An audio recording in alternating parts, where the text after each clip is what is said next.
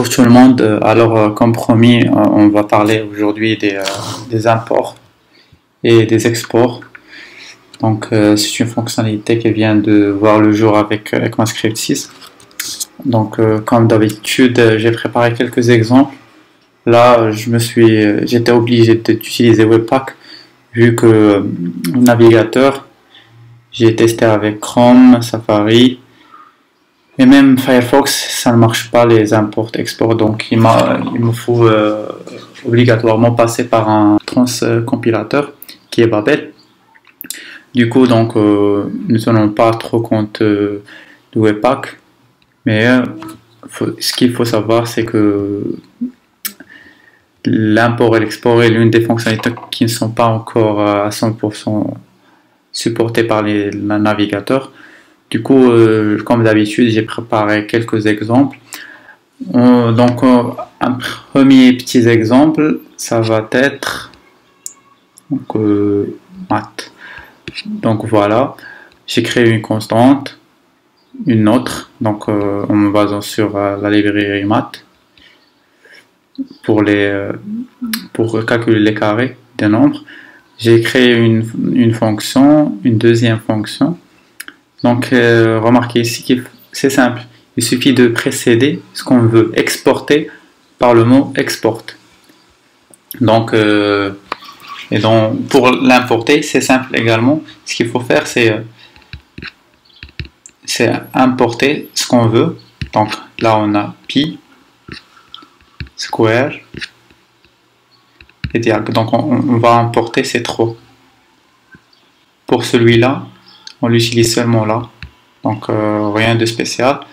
Du coup, remarquez qu'on a importé nos trois constantes et fonctions.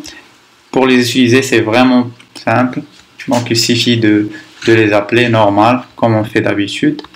Donc, essayons de tester ça, si ça marche.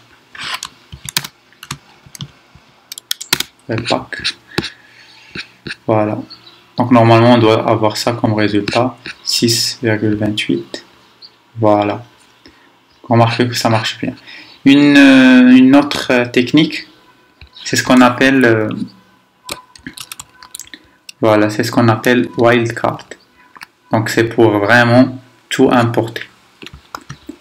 Et enfin c'est pour éviter de faire les accolades ici et d'appeler ce qu'on veut importer. Du coup, le wildcard vous permet d'importer le tout, en fait. Donc, il y a une simple modif à faire. Donc, comme on a fait un import étoile as math, donc ce qu'on va importer doit être précédé par le mot math.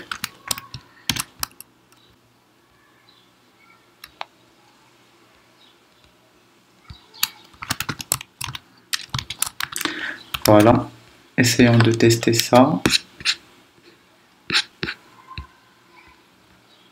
Ça marche aussi. Donc, il y a un troisième truc que j'aimerais vous présenter, c'est le default. Donc, j'ai préparé ça, un exemple bidon, mais bon, c'est pas le plus important. En fait, j'ai les 4 méthodes. Donc, une méthode qui fait l'addition, soustraction, multiplication, division.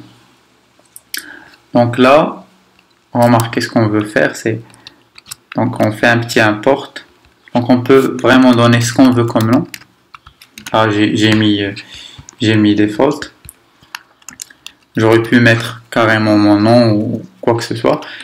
Du coup, default, il vous permet de choisir celle que vous voulez importer par défaut. Genre moi je veux celle-là. Il suffit que j'ajoute le mot clé default. Du coup, normalement ici, en testant, je dois avoir 18. Voilà. Remarquez si je mets ça.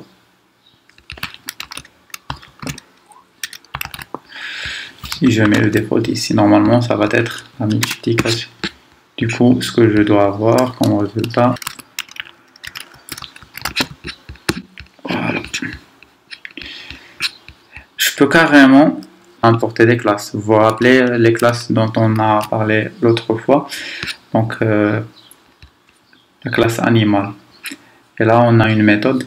Donc, on va importer carrément une classe instanciée animal et appeler cette méthode. C'est simple. Essayons de voir si ça va marcher aussi.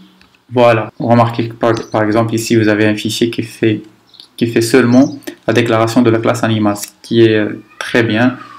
En fait, vous avez une single responsibility et separation of concerns.